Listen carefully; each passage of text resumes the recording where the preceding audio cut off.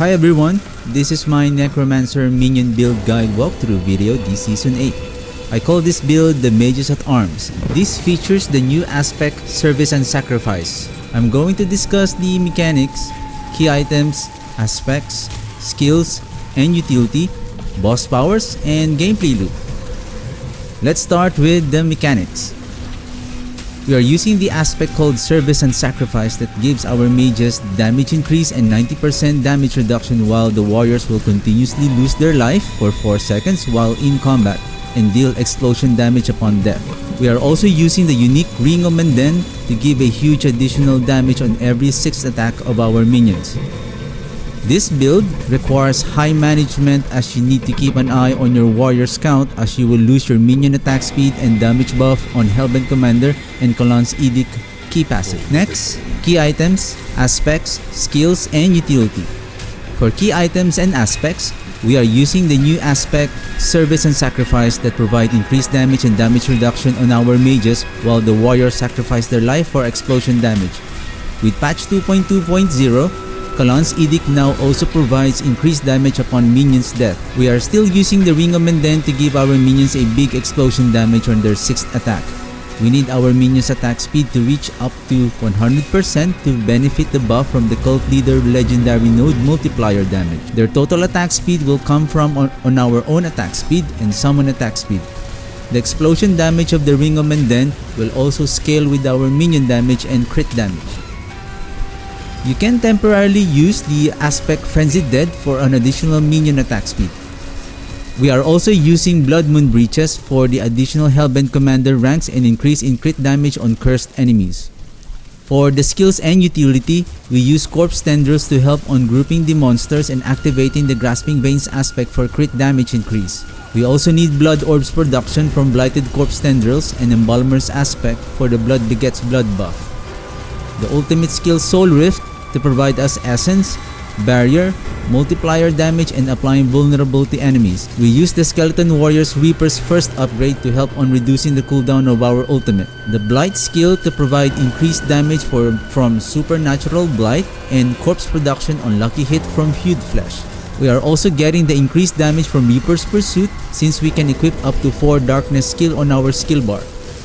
For the runes, we are using Zek with Nagu or Ehu to help on reducing the cooldown of Soul Rift, and Wat with Seer to help on clearing trash monsters and killing elites.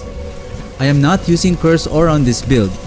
Through the Blood Moon Breaches Curse chance, we are letting the minions to apply the curse and to maximize the darkness skill on the skill bar and using Blood Getter's aspect instead for additional damage.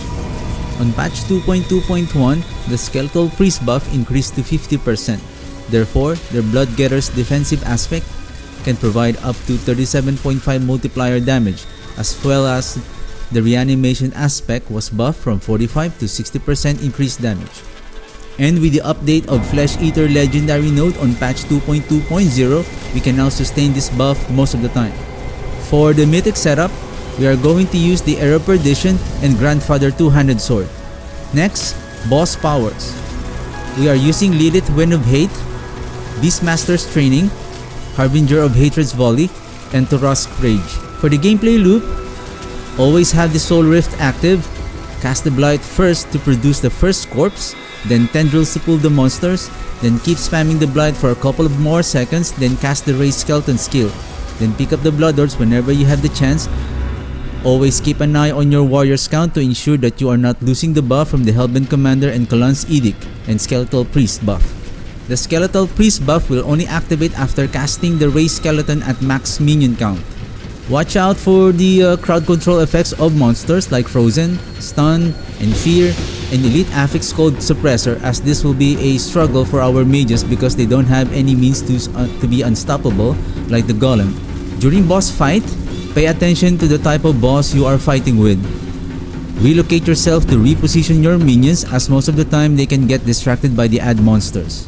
For the elixirs and incenses, I'm using Elixir of Fortitude, Sage Whisper, Redamine Buzz, and Soothing Spices. The recorded gameplay on the background only have unique and ancestral legendary items only at Masterwork rank 8 and without any mythic items since I haven't acquired them yet. This build is efficient on fast farming, open world activities, and even on Infernal Hordes. For these activities, you can replace Embalmer with Void Aspect to assist on pulling the enemies together when casting Blight.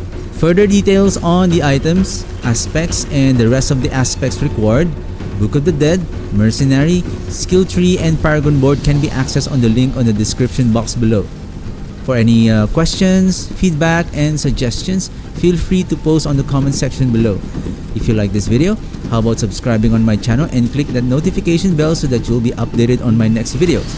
You can also visit my Twitch channel when I play the game. You can have a chat with me and enjoy the journey of my builds and my fun gameplay when I go live. Maybe I could earn your follow. Hope you enjoyed this build.